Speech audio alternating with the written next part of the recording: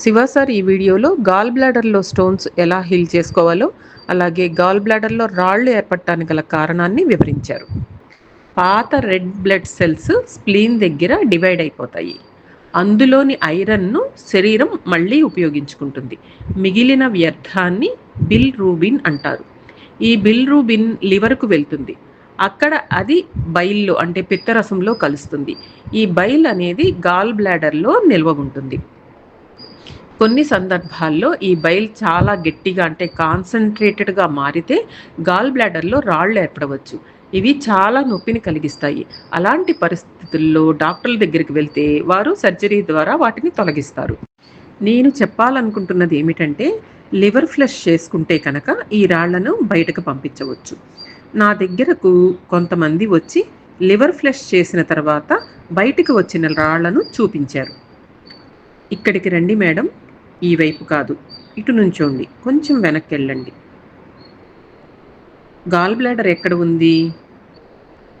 కాదు మేడం, ఇక్కడ కాదు, ఇక్కడ లివర్ ఉంటుంది, దాని పక్కనే గాల్ బ్లాడర్ ఉంటుంది.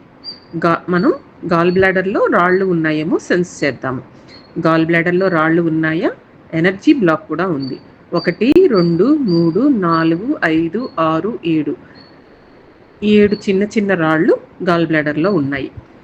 మీరు ఎప్పుడైనా లివర్ ఫ్లష్ చేసుకున్నారా మేడం? సార్, నేను ప్రతి సంవత్సరము ఒకసారి లివర్ ఫ్లష్ చేసుకుంటాను. మరి రాళ్ళేమన్నా బయటికి వచ్చాయా? మీరు సంవత్సరంలో 1 కంటే ఎక్కువ సార్లు లివర్ ఫ్లష్ చేసుకోవాలి. మీ గాల్ బ్లాడర్లో 7 చిన్న రాళ్ళు ఉన్నాయి. సార్, దీనిని హీలింగ్తో మనము ఆ రాళ్లను కరిగించలేమా? చేయవచ్చు మేడం, హీలింగ్ చేయవచ్చు.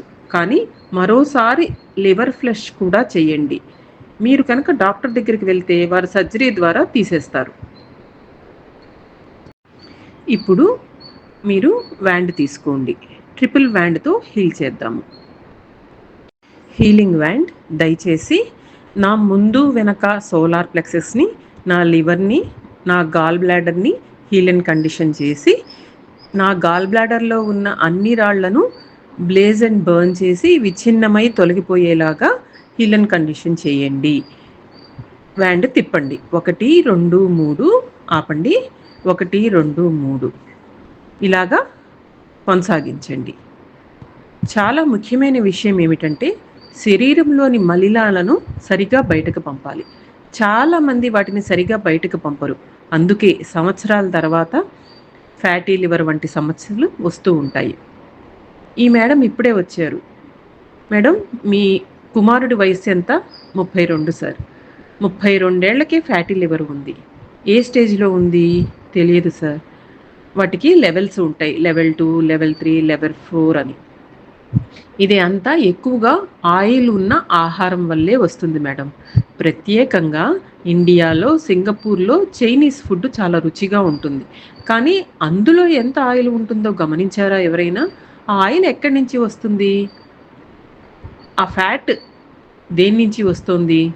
Pork fat. చాలా ఫ్యాట్స్, రకరకాలైన ఫ్యాట్స్ ఉంటాయి. కాబట్టి మీరు తినే ఆహారం విషయంలో చాలా జాగ్రత్తగా ఉండాలి. మేడం, మీరు రోజుకి 1 2 3 4 సార్లు హీలింగ్ చేసుకోండి. మీరు హీలింగ్ చేసుకునేటప్పుడు front solar plexus, back solar plexus, liver, gall bladder ఇవన్నీ క్లీన్ అవ్వాలి, బర్న్ అండ్ బ్లేజ్ అవ్వాలి అని చెప్పి హీల్ అండ్ కండిషన్ చేసుకోండి.